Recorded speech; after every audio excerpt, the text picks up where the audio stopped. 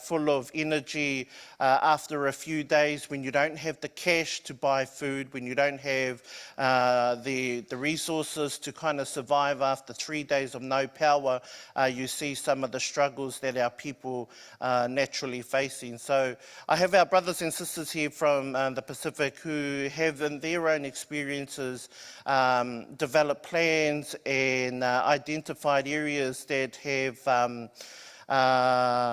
they have identified as combining local knowledge and systems supported by their local governments, and identified resources that they've been able to include into these plans. So I'll start at the far end, introducing your name and who you represent today.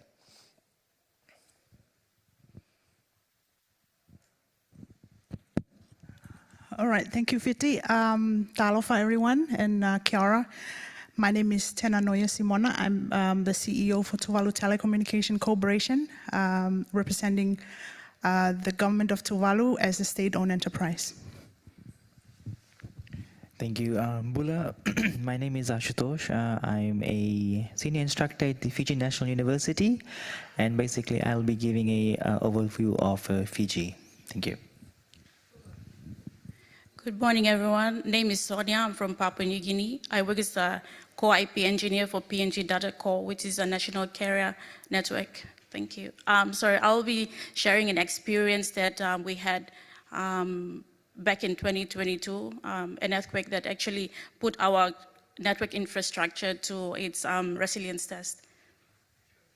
Thank you. Good morning, ladies and gentlemen. My name is Esau Tupo. I'm from the Kingdom of Tonga, from the Ministry of Everything, known as the Ministry of Mike Echo India Delta Charlie Charlie, which stands for MATEC, but I'll explain later. But I'm here to talk about what happened to the Hunga Tonga and Moapai volcanic eruption. Thank you. Each speaker have been asked to come with a presentation to share with us. So I'll start with you, Sonia, since you've got the mic. All right, ladies first, I guess.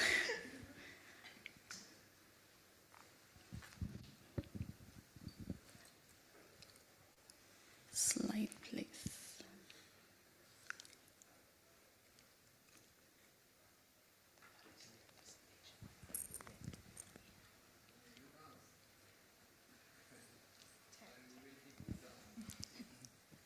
Sorry, I'm waiting for my slide.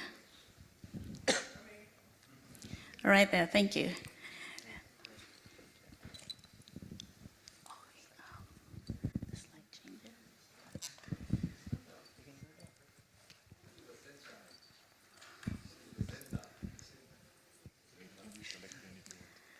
Okay, maybe I should stand. I didn't want to. Okay, so well, my name is Sonia. I work for PNG Data Core. Sorry, how do we use this? The green button in the middle. Oh, this one. This one. Oh, okay. Thank you. So PNG Data Core was established in 2014. It's actually a very young entity. It's been established. We're celebrating the 10th anniversary this year. So it was established by the government of Papua New Guinea to, with a focus on connecting the nation through advanced fiber optic technology. So the company has been a key player in the development of the country's communication industry, and that has been seen through the growth of internet traffic since 2014 until now. Back in 2014, it was only 10 gig capacity to our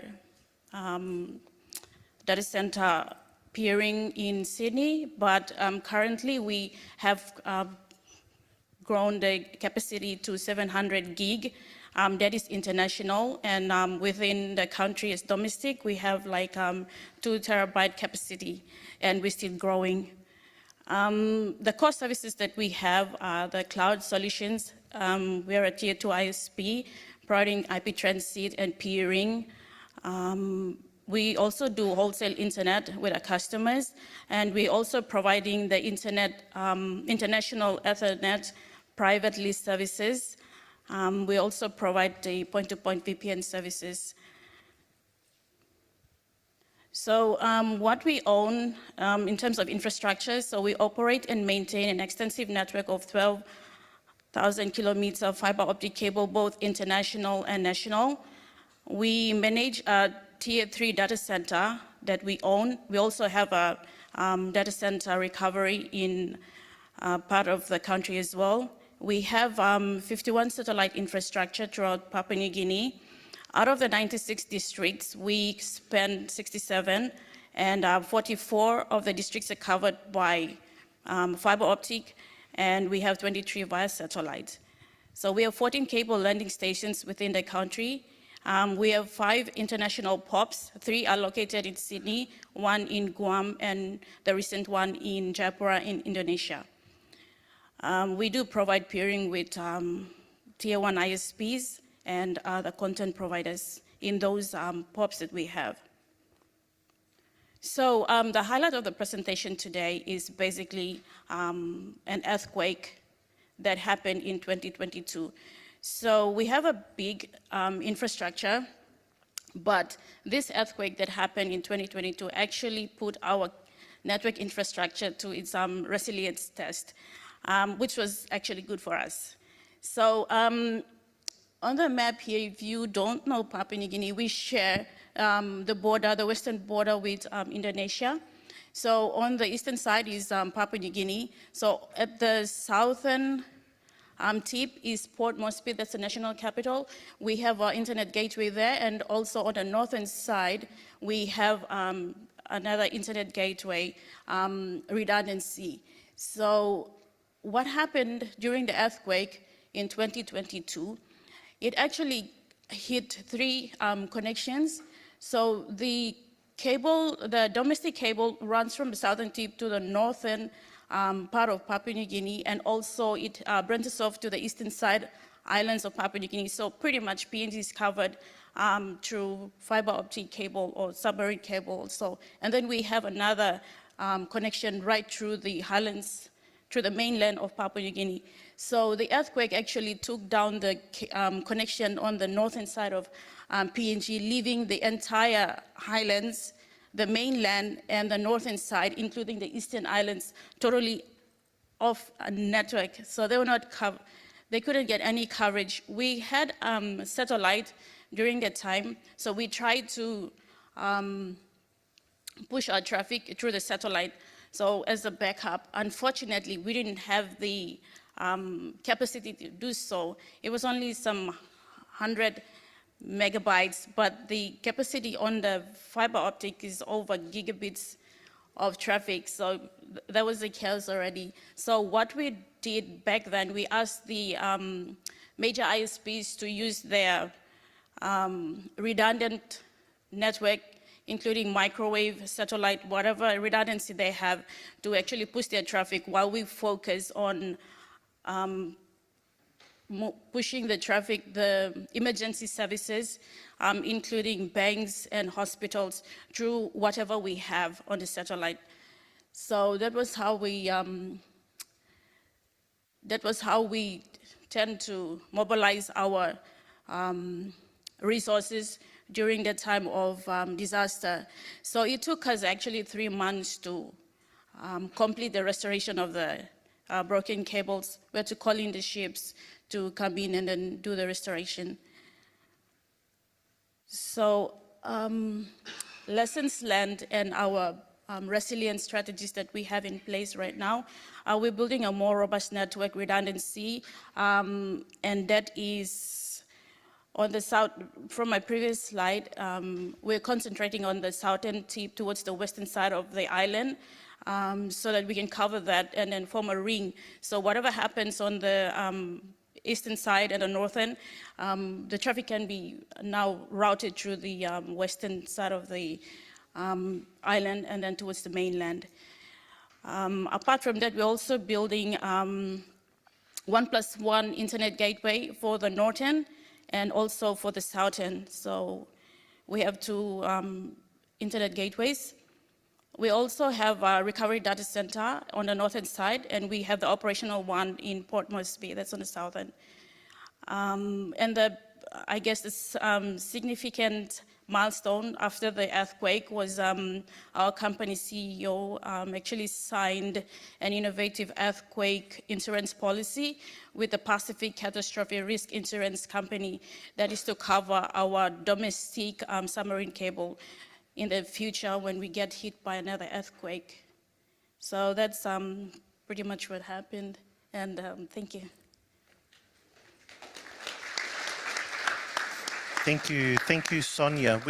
We'll save our questions for after the presentations, and then we'll revisit those who have questions. So I'll pass the mic along.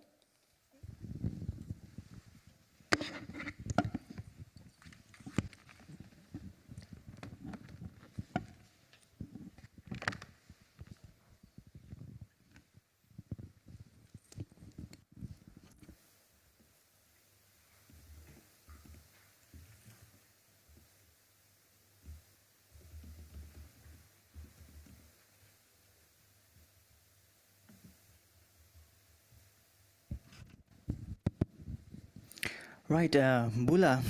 My name is Ashutosh. Okay, I think I've already introduced myself.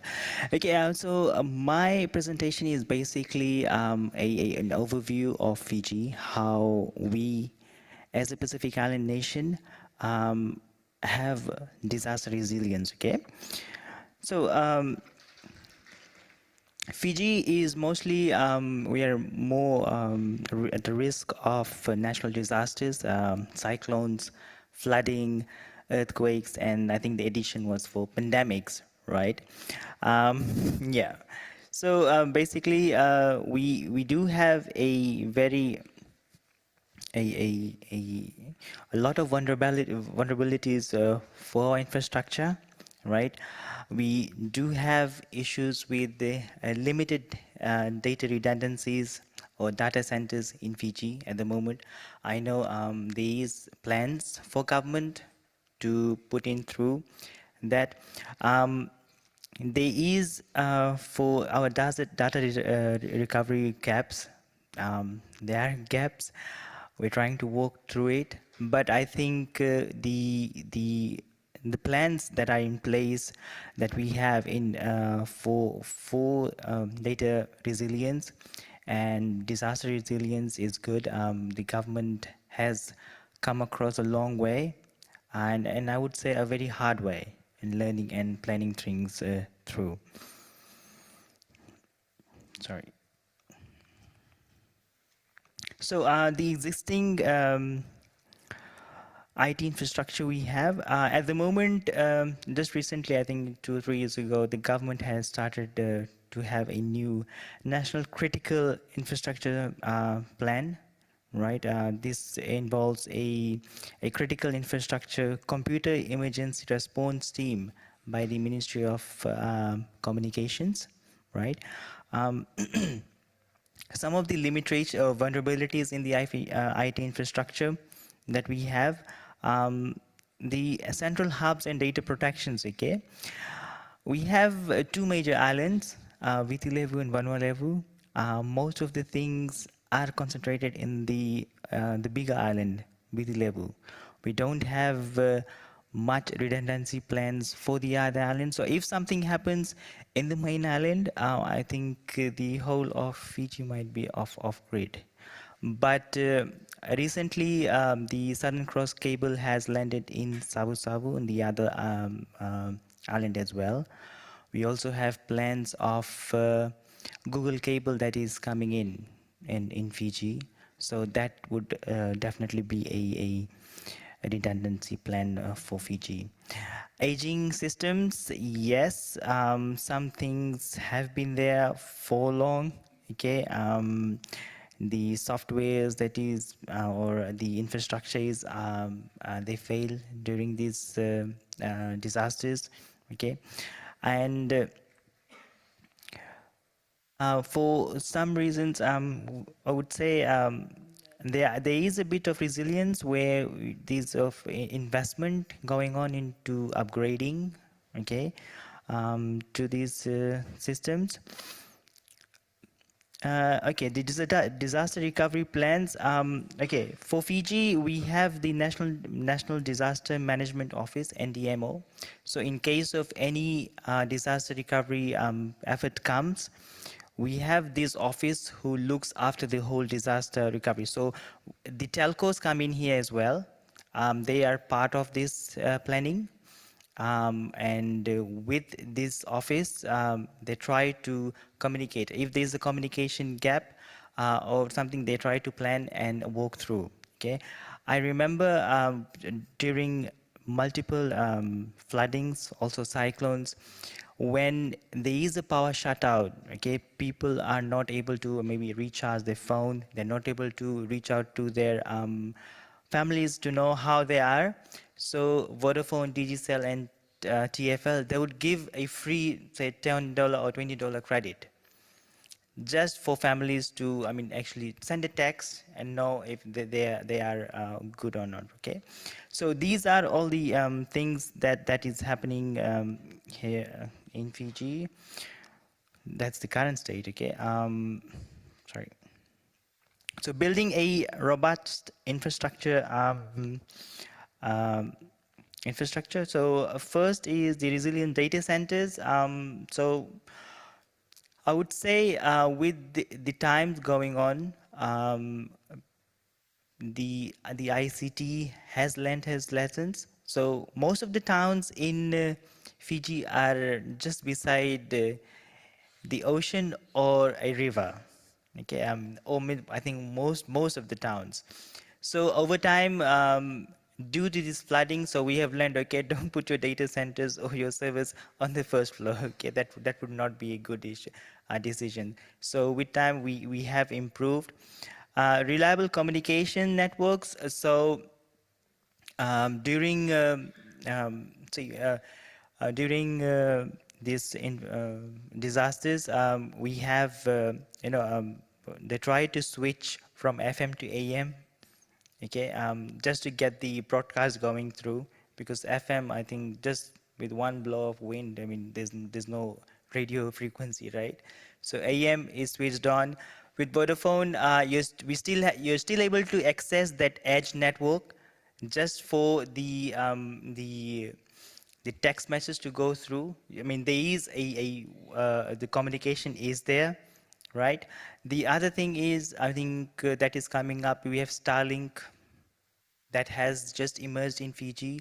I mean, going further, that will definitely help in communications. Okay, so strategies for IT resilience. Cloud computing, definitely. Most of the businesses, they are going on a cloud so that data is accessed. The other thing I would say here is most of the companies, okay, they're trying to do a offsite backup as well. Okay, I think we should also try doing a backup. A backup outside Fiji as well. I think that is where cloud might also help, right? Geographic redundancy, as Matthias said, everything is concentrated only to the capital island at the moment. Okay, slowly we have cables landing into the new the next big island, with Starlink coming through, Google cable coming through. We are slowly getting there. And public-private partnership and investments. Definitely, we have Digicel and Telecom, Fiji, Vodafone.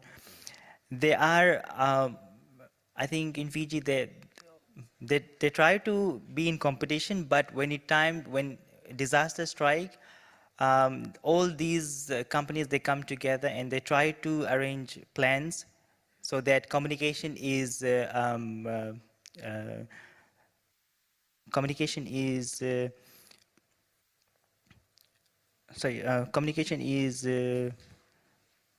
restored and things happen. Okay.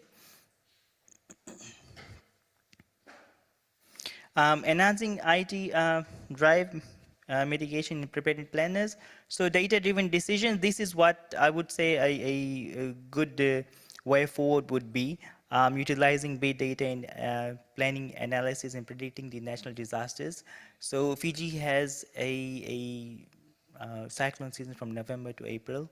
So that time would be a good time to have these things. The real-time collections and monitoring,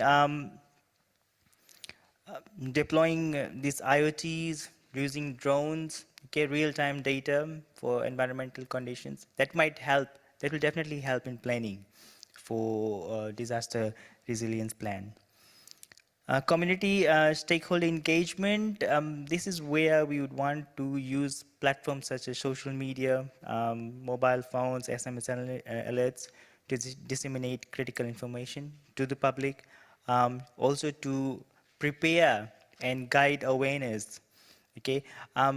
Definitely, okay, for example, I would take Starlink, right? It might just take us maximum 5 minutes to set it up, not even 5 minutes, right? But the training to individuals, okay, we might be knowing it, but some people in the interiors, they might not know how to set it up for communication purpose, right? So that is something that we need to work on. And yeah, training and capacity building. Also, I would say is that there is a need for us to do a good dry runs as well. For example, if there is, in case of a cyclone, what measures needs to be taken?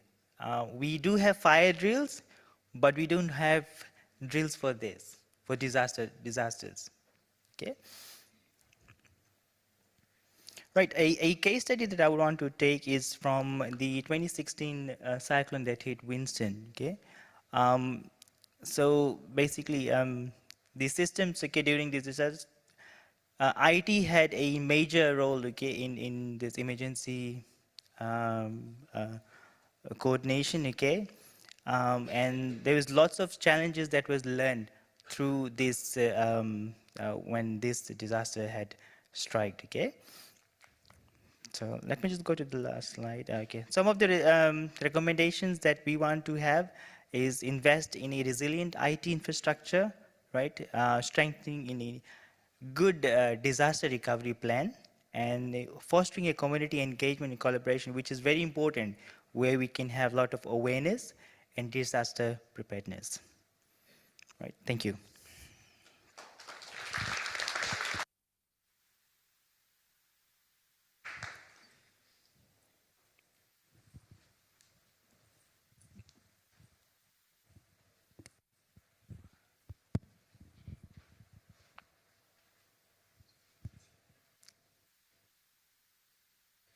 Sorry, it's Tenanoia Simona.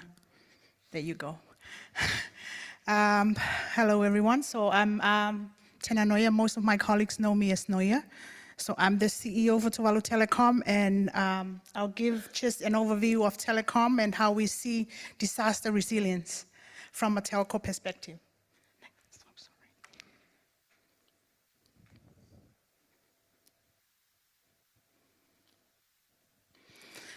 All right, so who are we? Tuvalu Telecom is a state-owned enterprise, 100% owned by the government, and we provide telecommunication and ICT services to the entire country, sole provider. How do we see disaster resilience from the context of a telco? We focus mainly on infrastructure. So what we see is the ability, when we talk about disaster resilience, we see it in a way that it's the ability of our infrastructure to withstand disasters in terms of robustness in our systems.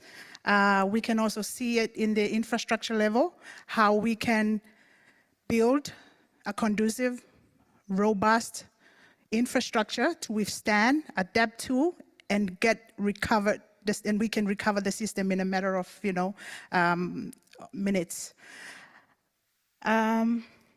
So why is it important to have that conducive robustness system? Because we want to maintain connectivity.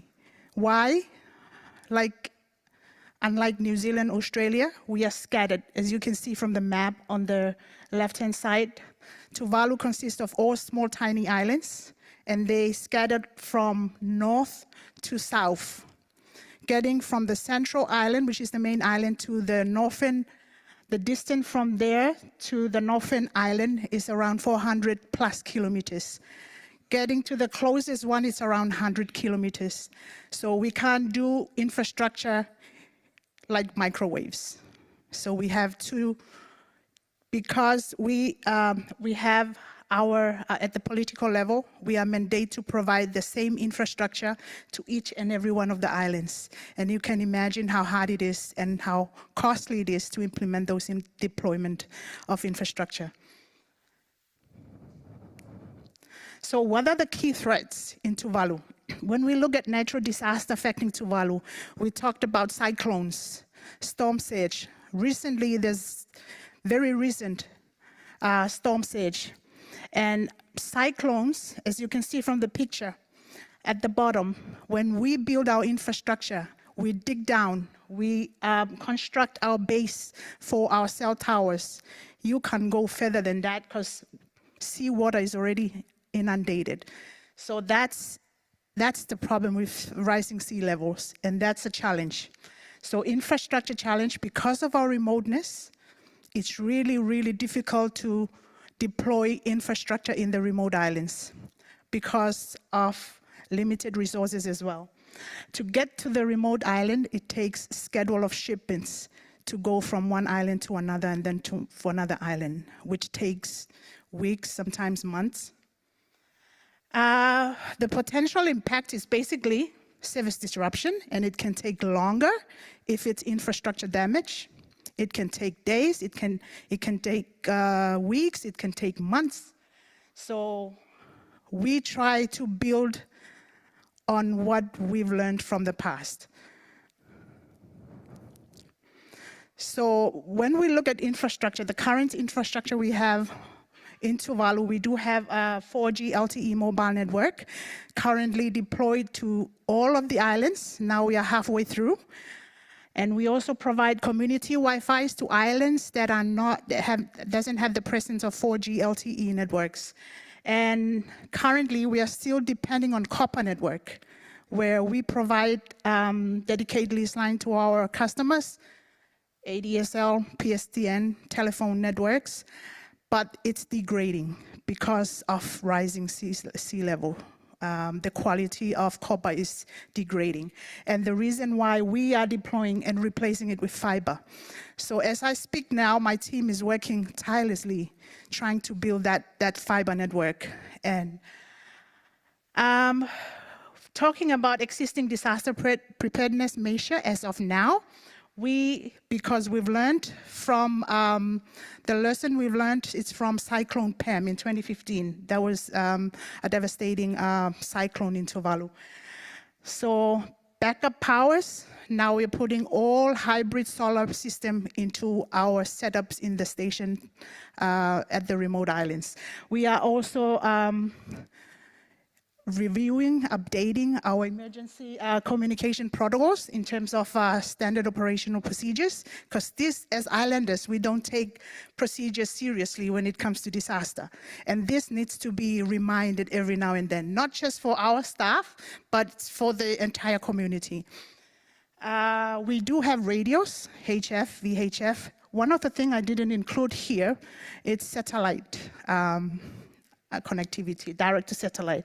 One of the project that we are working on right now with a partner, it's to provide an option for satellite direct to mobile service.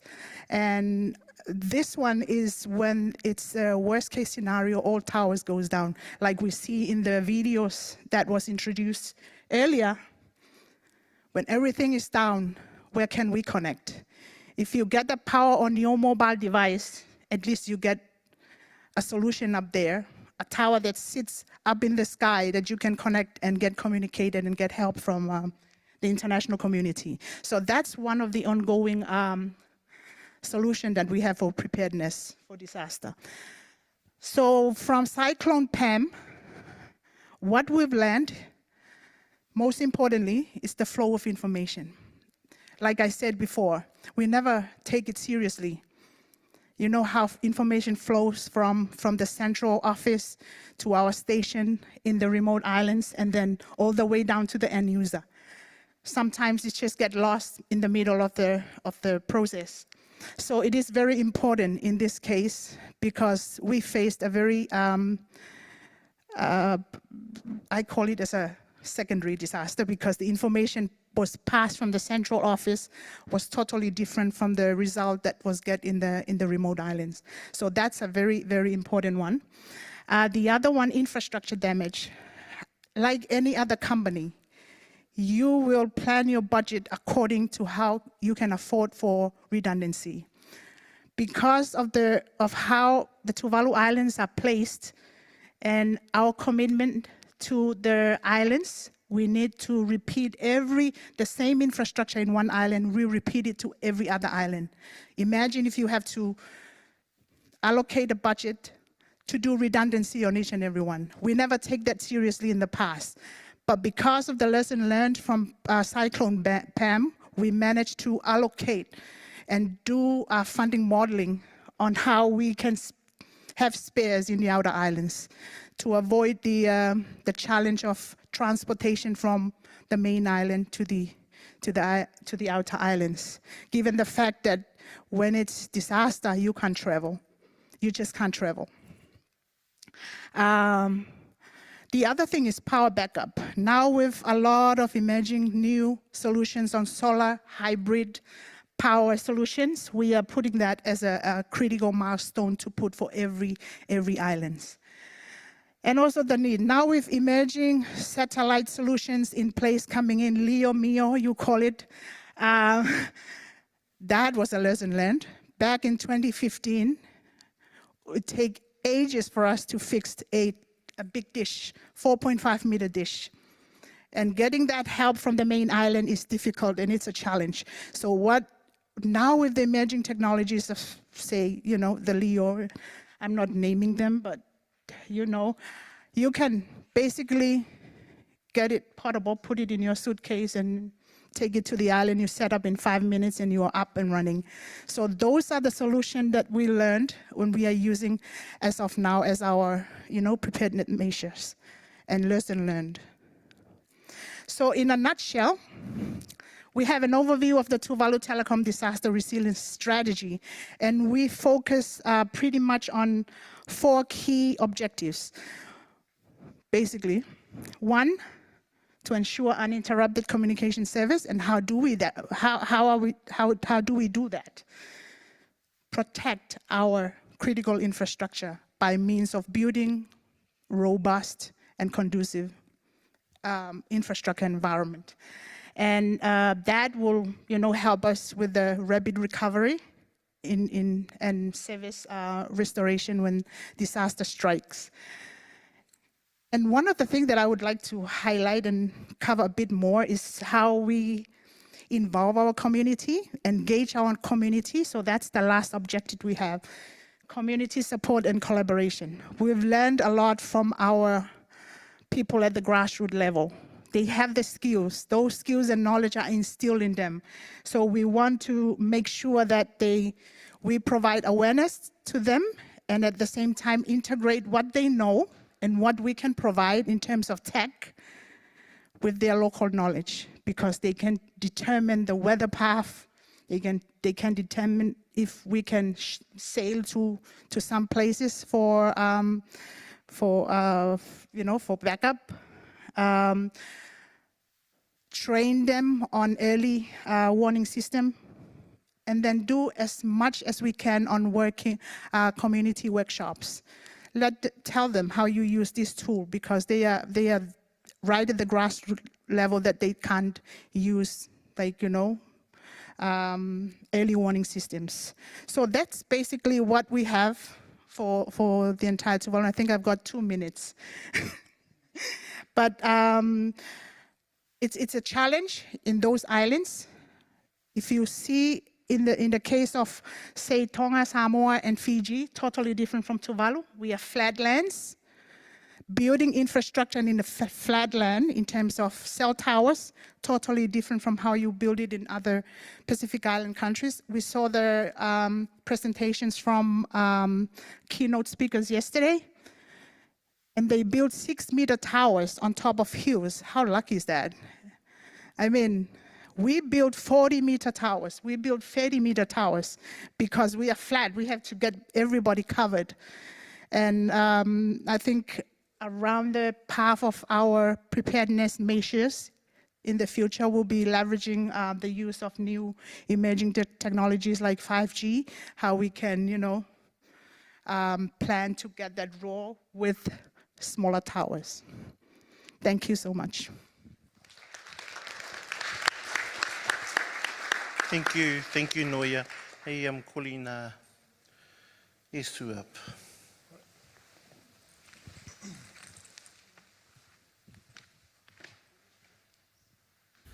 Thank you. Before I start my presentation, may I ask the wonderful technician to play the video first, and then I'll do my presentation. Thank you.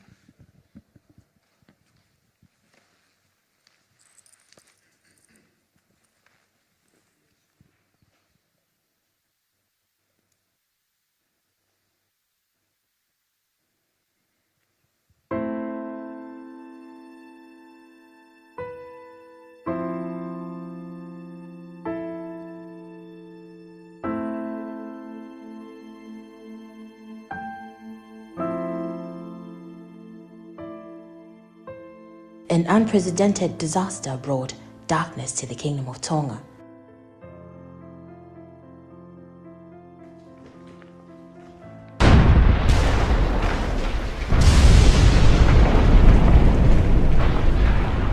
On January 15, 2022, the Hunga Tonga Hunga Hapai volcano erupted violently 10 minutes after 5 in the evening. The eruption generated a cloud of ash and plume and set off a sonic boom that circled the globe, not once, but twice. The first responders from the National Emergency Management Office, Tonga Police, and Tonga Fire and Emergency Services immediately reacted to the eruption, prompting a mass evacuation of communities from coastal areas in Nuku'alofa. An urgent tsunami warning was then issued by the National Tsunami Warning Center. At 5:30 in the evening, a 1.2-meter tsunami wave triggered by the eruption crashed ashore.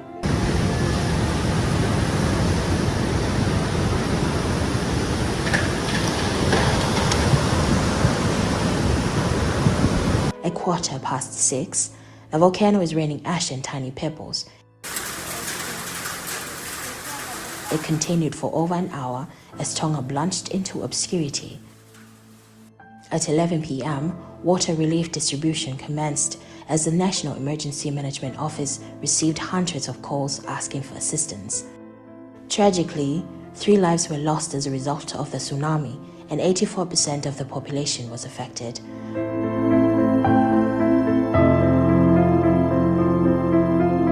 The disaster also shredded the undersea cable that connects Tonga to the rest of the world. It devastated hundreds of homes across Tongatapu, Hawaii, and Eua, leaving thousands homeless overnight. Not a single home on the outer island of Mango was spared by the tsunami, and other islands suffered significant damage. As a result, residents of Atata Island were relocated to Tongatapu, while the residents of Mango Island were moved to Eua Island.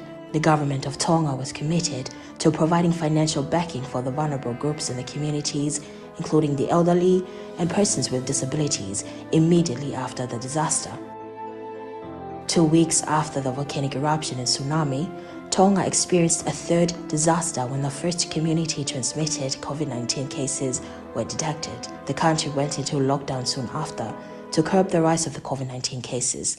Despite this, the relief efforts for the eruption and tsunami continued. Following the volcanic eruption and tsunami, the government of Tonga has been working to improve its multi-hazard early warning systems, disaster preparedness, and response. The installation of a new weather radar at Fuamotu Airport will assist Tonga Meteorological Services predict upcoming cyclones, provide reliable forecasts, and deliver more accurate data. Additionally, Tonga's capacity for risk management and resilience against disasters have been strengthened through the $30 million nationwide early warning system project funded by the government of Japan. This project has improved the emergency radio communication system, early warning sound alert system, and the medium wave radio podcasting system. Tonga is intensifying its efforts to achieve the target of 70% clean energy by 2030, with a specific focus on solar and wind power generation as the main sources. The Department of Energy is collaborating with development partners to supervise ongoing projects and implement new programs aimed at assisting the country in reaching this ambitious goal. One of the challenges identified after the Hunga Tonga Hunga Habai disaster and the COVID-19 pandemic was the lack of access to clean water. To increase Tonga's resilience to natural disasters and the changing climate, the government is currently implementing a project to improve water access and quality.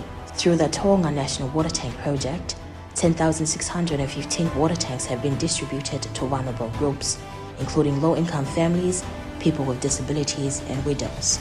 A new project under the Tonga National Water Tank Project was recently established after securing financial support from the United Nations Development Programme to ensure the risk-informed enhancement of the water tanks. The first phase of this project was completed when water tanks were installed in 4 schools, including the Government Middle School of Nuku Alofa, the Government Middle School of Haveluloto, Akoteu Nuku Nuku, and the Free Wesleyan Primary School of Utulau.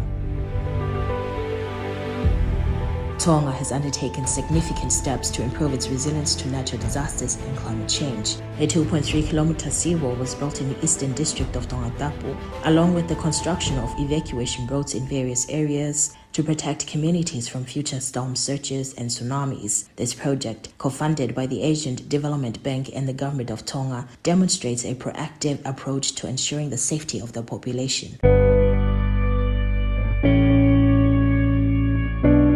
Tonga has also embarked on a significant endeavor to plant 1 million trees. This project is part of Tonga's second nationally determined contribution, which aims to enhance carbon sequestration and restore ecosystems. Remarkably, Tonga exceeded its goal and successfully planted 1.2 million trees. The project involved the equitable distribution of plants and community educational tree planting. It also provides valuable data on annual carbon capture, supporting Tonga's climate efforts.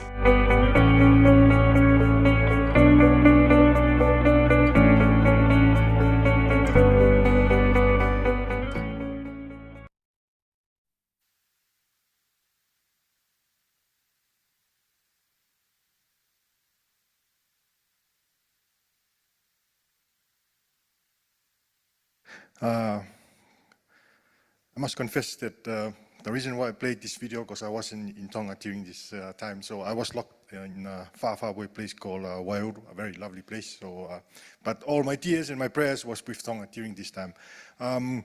First of all, glory kite atua.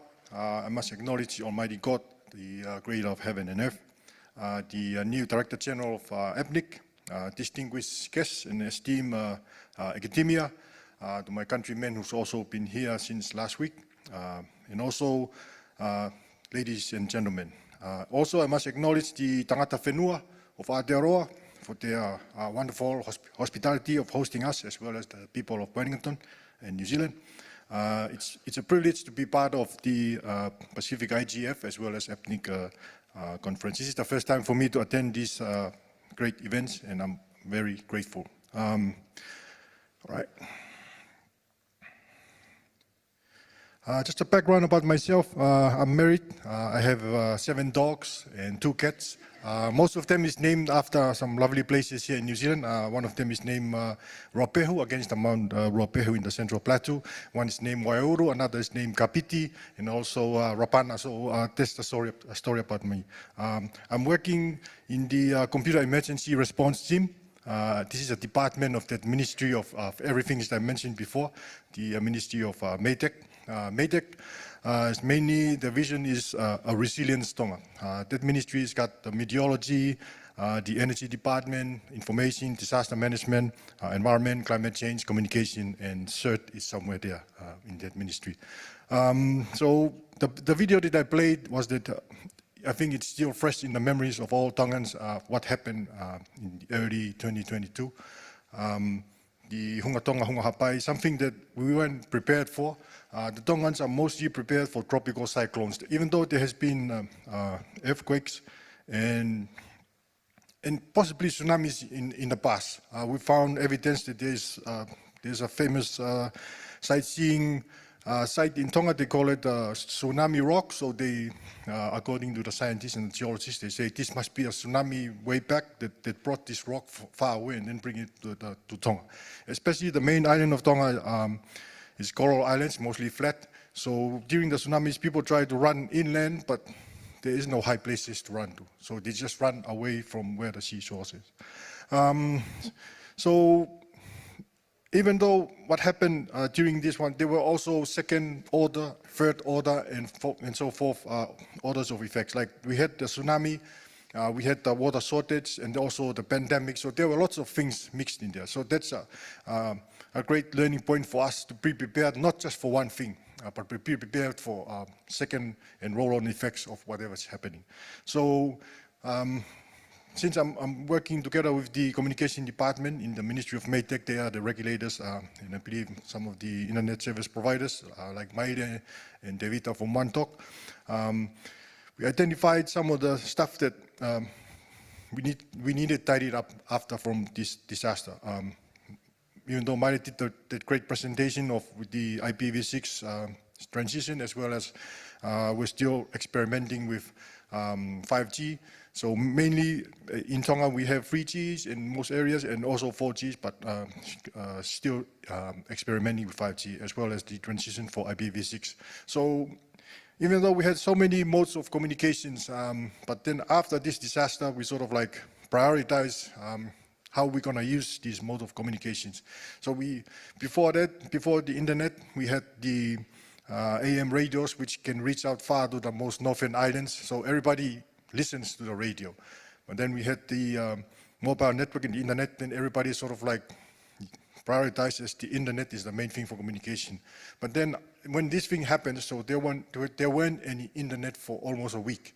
So it was hard for people to communicate, but then people still carried on trying to help each other until the internet is being connected. So we sort of like came up with this communication base plan. The primary, again, is still the submarine fiber cable for the internet. We also have the mobile network.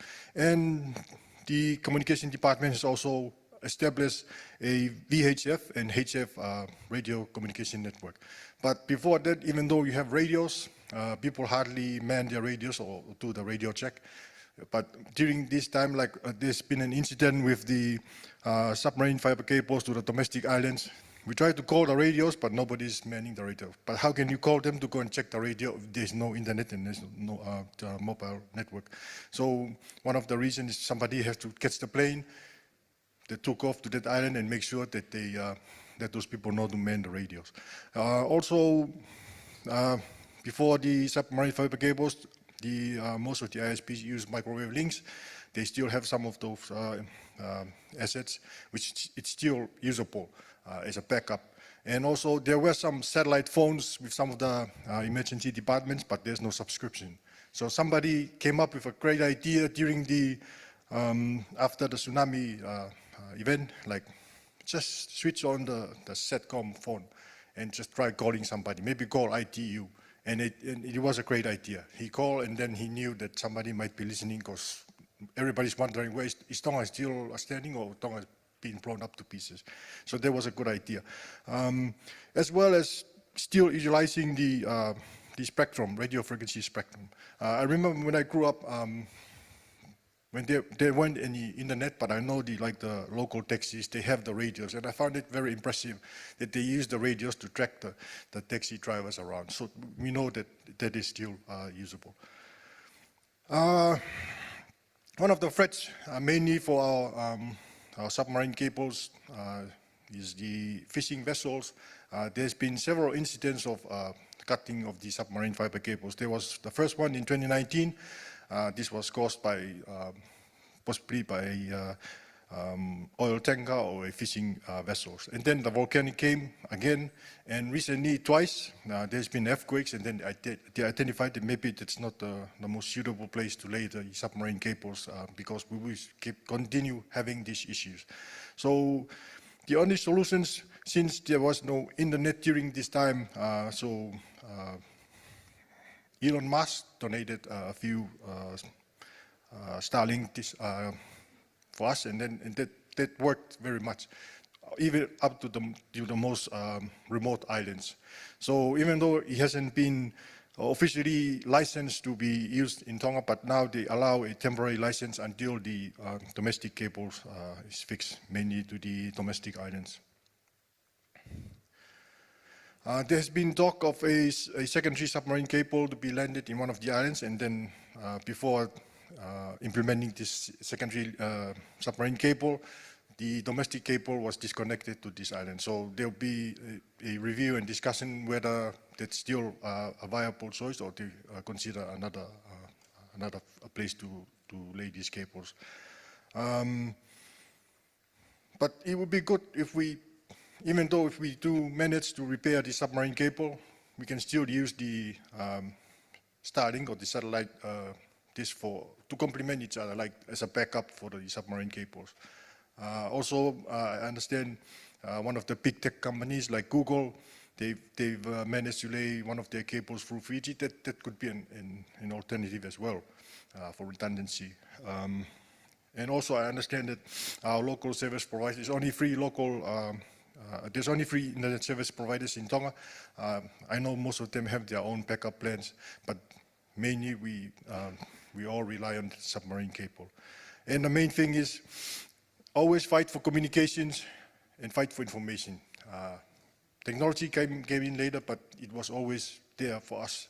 Make sure that we still communicate with each other and we still find out the information that we need to find in order to make better decisions and help us with our ways of life.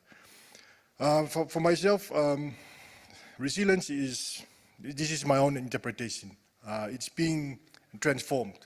You're being transformed mentally, physically, and spiritually.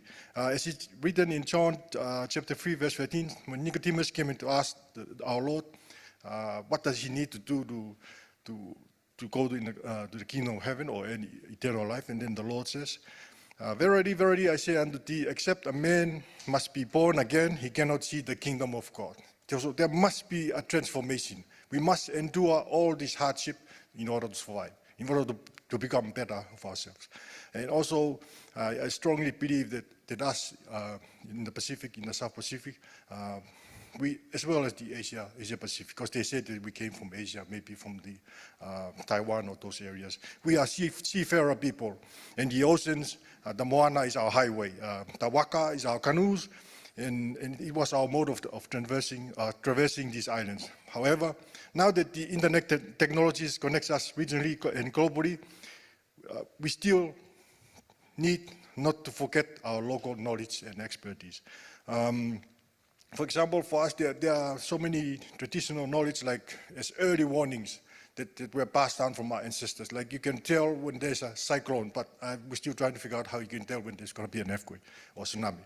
So there were so many local knowledge, like you can tell by how the breadfruit's going to bear fruit or mangoes, and you can tell it's going to be, this year is going to be safe from a big cyclone, or maybe there's going to be a big cyclone coming. So we can still rely on our local knowledge and our expertise. And there's a Tongan saying, "He kai ria ke waka, kai whai haka kau." So don't leave the boat and start swimming. Remain calm in the waka.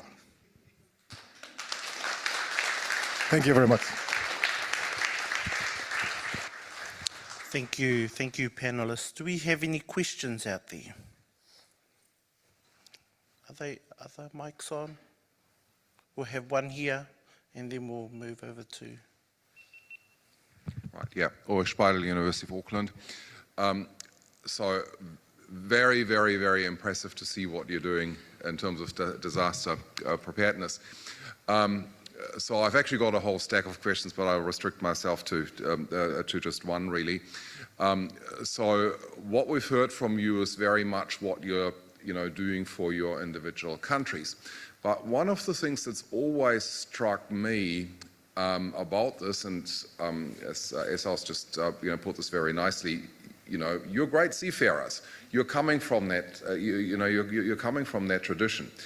Yet you've learned now with your disasters that single points of failure are a problem. And one of the things that I'm noticing is that when you deal with the outside world about communication systems, particularly submarine cables, you're struggling to fundraise for them. It's always hard, but you're always also going to external suppliers. And I'm wondering whether it isn't time for the Pacific as a region to come together and develop its own capability in terms of laying submarine cables, even producing submarine cables, maybe doing things like standardizing landing stations. I mean, when you bring in a cable ship, from elsewhere, they're good at laying cables. But as Noyas pointed out, getting the cable landing station infrastructure in is a matter of sailing schedules. So what about having cable ships that could actually bring the cable landing stations in a modular, standardized way with them that you could deploy all across the Pacific, right? What if we had those cable ships running under Pacific stewardship, Pacific cruise? That would create jobs, right? It would create maybe even the opportunity to give this sort of stuff to other people and fundraise through that. And so I'm wondering what sort of effort there could be in order to, get different countries in the Pacific to collaborate on their telecommunication solutions. You're doing this already for educational solutions with USP, for example. Is there a way of making this happening in the comm sphere as well? Would anyone like to go first?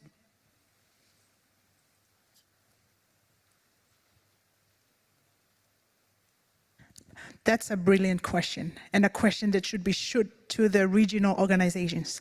How can we become a region if we don't craft a solution that could help and create jobs for our people? And that's an excellent question. Talking about learning from the lessons, like the cable cut in Tonga took ages to repair because the marine vessel that maintained those cables, you have to call it from South America, Singapore. I mean, it's far away. Why can't we do something? And I think that call, it's basically to how we can come up as a maybe Pacific ICT community to drive those as an opportunity for the Pacific with the help of partners. Because at the end of the day, partnership is key in this setup. But yeah, thank you so much for that question.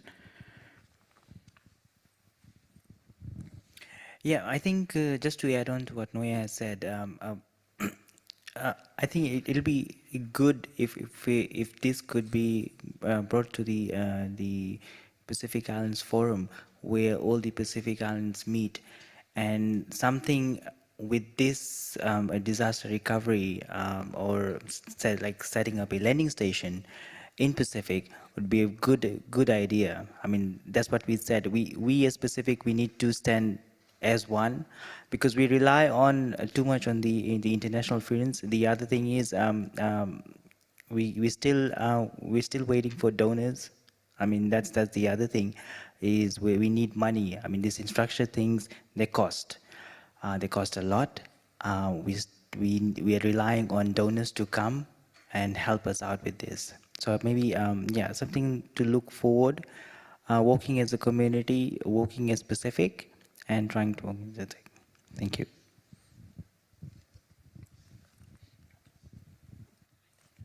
If I can add on to that, having the idea of a regional ready to response kind of a team, or with the capability and the resources. So rather than waiting for that external party, we have something within the region that there might not be a full capability, but at least they are ready for such a response in such short notice.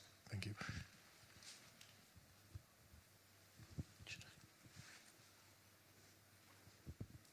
Sorry, I'll just add on to that. From my experience, when we had a cable break in 2022, pretty much we had a relationship with the cable repair ships. So they were actually on their way down to some part, I think, towards the Indian Ocean, and then we had to call the owner, and they had to turn their ship to come and help us restore the service. So pretty much it depends on our relationship with the international community and knowing the resources we should build that relationship too. So thanks. We had another question in this area. Hello. Thank you for your sharing the knowledge, how you handle the disasters in your country. And then I am Pyo from Information Beam. I'm originally from Myanmar. When you are talking about the disasters, that I have an idea that there is a disaster which is worse than the natural disaster like the earthquake or something. This is what is it is that the government intentionally shut down or banned the internet, and then people cannot have any access for this kind of disaster. How can we, I want to certainly seek for how can we have the disaster recovery plan for this kind of disaster, for the purposely shut down the internet by the government? When the government has the willingness to do the disaster, when happens like the natural disaster, you have the many ways because your government support you for the funding.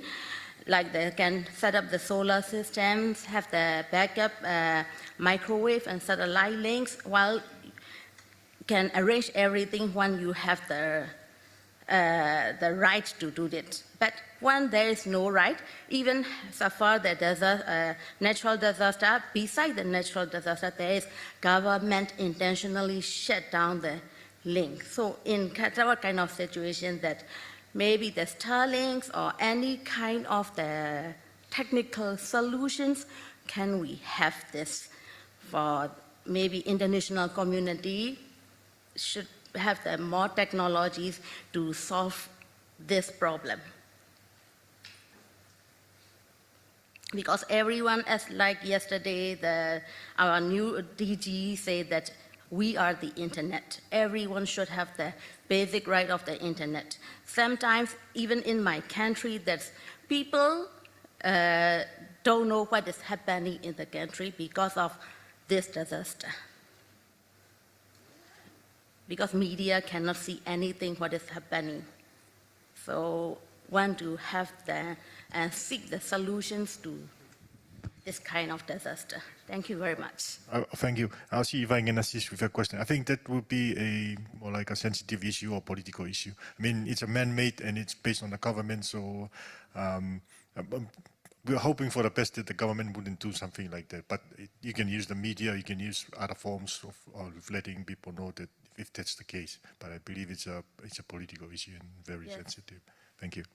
And then I think that like the mobile tower have the solar system or something, at least when so electricity is even no work, the rural or something area should have this electrical network also should be working in this kind of situation. Solar or something is also very important.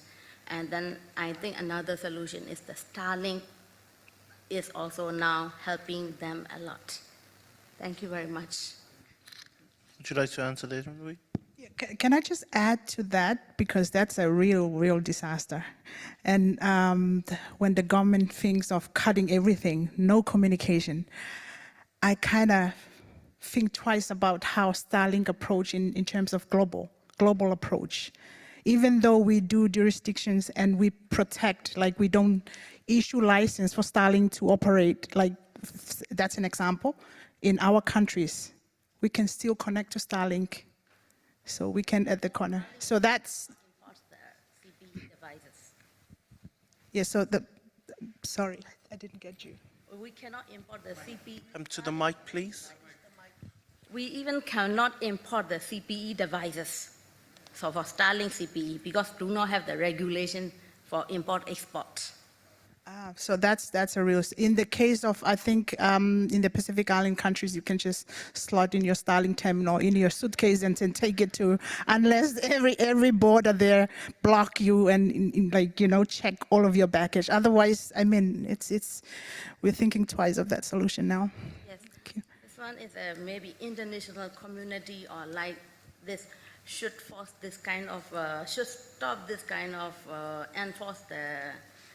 enforce international community like this, enforce the government or dictators to stop this, and then everyone should have the right for, I hope to have the more technologies to solve this kind of thing, and then more open, and then the global is like the village, and then can rule and can stop those things. Yeah, I think just to add on to that, similarly, I mean, in China, they have their own network, right? I mean, they control what you can see, what you cannot, even with North Korea. So stopping, if the government sanctions, then I think that will become a more political issue, which needs to be, I think, dealt with the governments directly, or if say UN or somebody intervenes and they try to say, okay, this is a right, then I think in that they can do something. Okay, in Fiji too, we had that situation where when Starlink was not licensed, we're not able to get it in, but luckily I think we got the license and it's better now. But yeah, thank you. We'll take another question from the floor. Sutena from Samoa. My question is around how has these incidents or disaster helped navigate the dialogue in terms of legislation and regulation and standard and policies?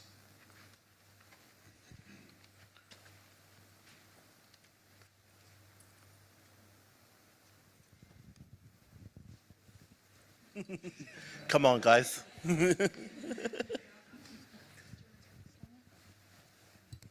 Pass the mic down. All right. Sutena, please repeat your question again. Just rephrasing, how has disasters in the Pacific helped with the dialogue in terms of emphasizing legislation, policies, standards, and regulation? Is it moving digital, or is it still stagnated? I think you kind of answered it at the end.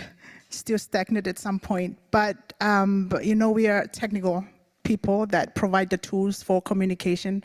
When we go to the level where policy is formulated and developed, it goes to the stage where disaster, you know, team comes in, and then that dialogue goes on up at that level. But I think it's a good question, because we need to involve every key stakeholders on this, the discussions and the dialogues, how we can formulate policies that can be suitable for the context of each and every islands. If I can add on that, I believe one of the side events from the Pacific Island Forum Leaders Meeting back in Tonga, they launched an application for early warning system funded by one of the sponsors. So that's something they were moving digitally with this to assist people with disaster and climate changes. Thank you. We'll take one more question and then we'll wrap up.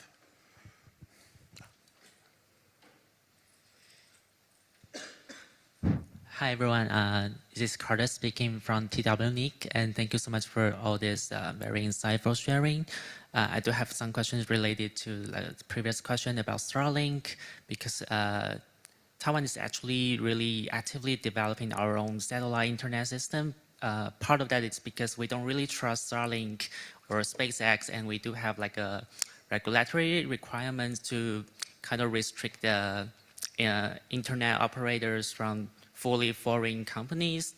So I don't know whether it is an issue in your country when adopting Starlinks in your disaster resilience strategies, or will it be a potential restriction on that?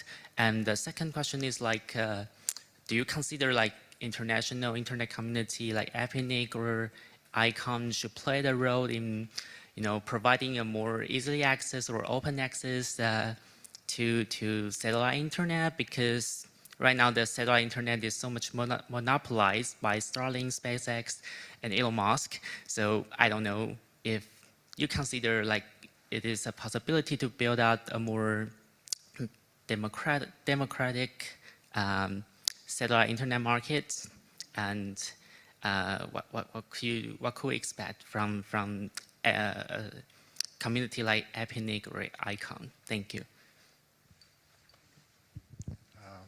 Thank you.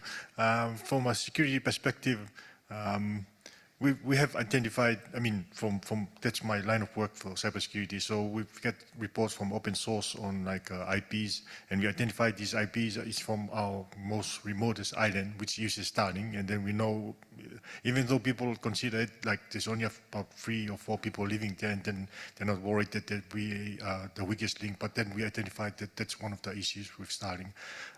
So it'd be good if ICANN and Epnic will assist us to make sure that everything will be secure by design. Thank you.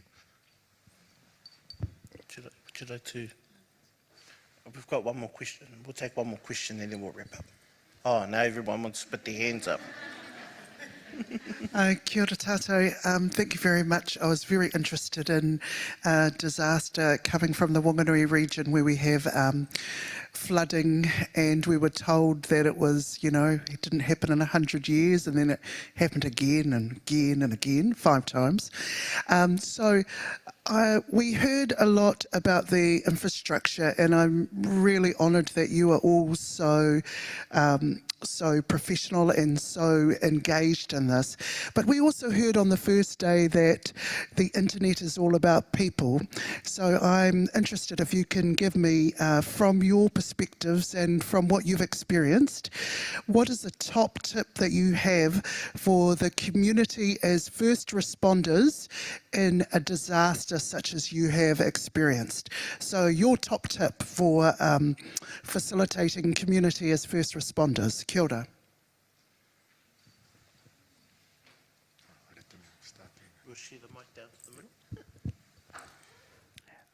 Sorry. Thank you so much for that question. I think that's as what I had said in my presentation is we need to get more community awareness around this, right? We do get how you can save yourself from a cyclone, but there's no communication bits how you can communicate during a cyclone. It's something that we need to work on and start giving. As we had, I think I was discussing with someone that it takes about 5 minutes to set up a Starlink, but there's no actual formal training given on how a person can do that. So most probably, yeah, I mean, some way of more communication, more awareness is needed for people to understand how we can communicate effectively during these disasters. Thank you.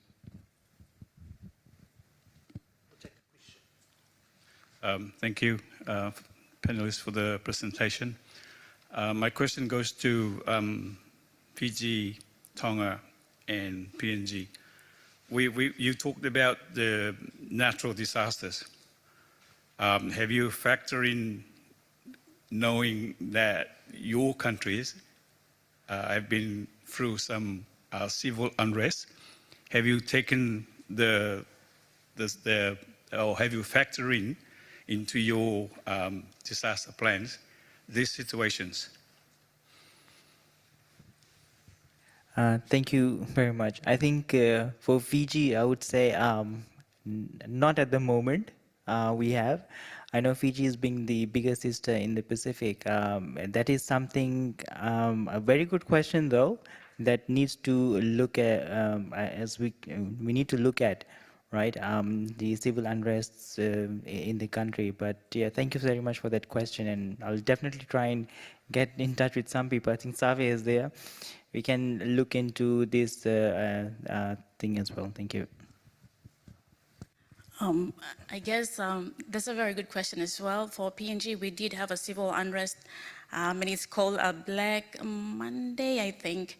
It caught us all by surprise. The police force, they were the law enforcers, they just went out to strike, and then that's it. Everybody just did the chaos. There was like total chaos in the city, in Port Moresby, and also people use internet to then circulate information. So everybody in other provinces felt that it was okay for them to go and shoplift. Even they burnt down the shops.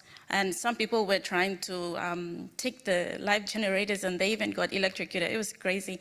So the government at that time really wanted to shut down the internet, Facebook, and then, it didn't happen, but maybe in the near future that will be the case. So from my background, it was the first disaster that I faced, is the civil unrest while I was still in the military forces. So we are always prepared for stuff like that. In my rise up is after effect from natural disasters. And my only advice to that is only Tongan knows how to handle Tongan. So even though the New Zealand Armed Forces in Australia deployed some troops, but then we tell them, thank you very much for your help, you can go back. Then the Tongan forces will just handle that the way Tongans handle Tongans. Thank you. Take one more question. Thank you. Just quickly, Andrew from Vanuatu. I share the same sentiments with my colleagues from the Pacific. We do have this disaster. We had a disaster last year. I just want to respond probably to the Starlink question. And we from the regulator's perspective, we give out 20 units under specific emergency license for 6 months. And that sort of were used, and then we just issued the license last 2 weeks, but under very strict conditions. I had shared this with some, but one of the conditions is to turn off the roaming around Vanuatu on those units and only register for Vanuatu only. And they have to have a local presence and local bank account so they can pay tax. So that's sort of the model that we have before we give them the license. I think I have finally, I want to ask, maybe this is an APNIC question, probably how to identify these units by IP.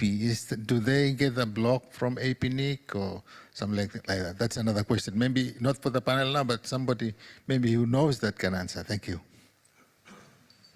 Anyone?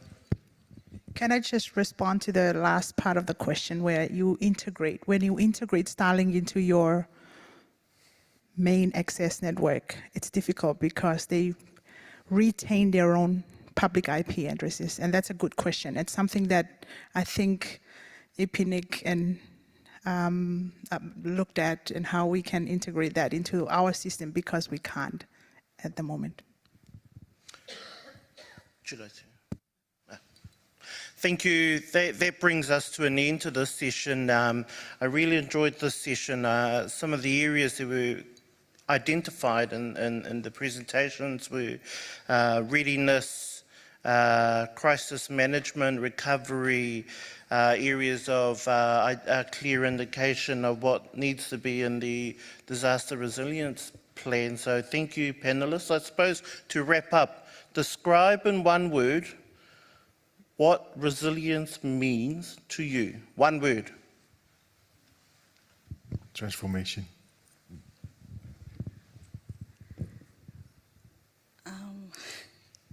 Just one word.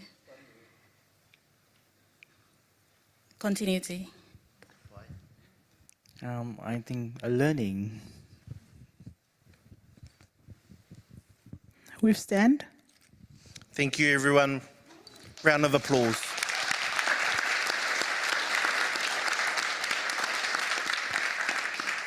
I now believe it's lunchtime.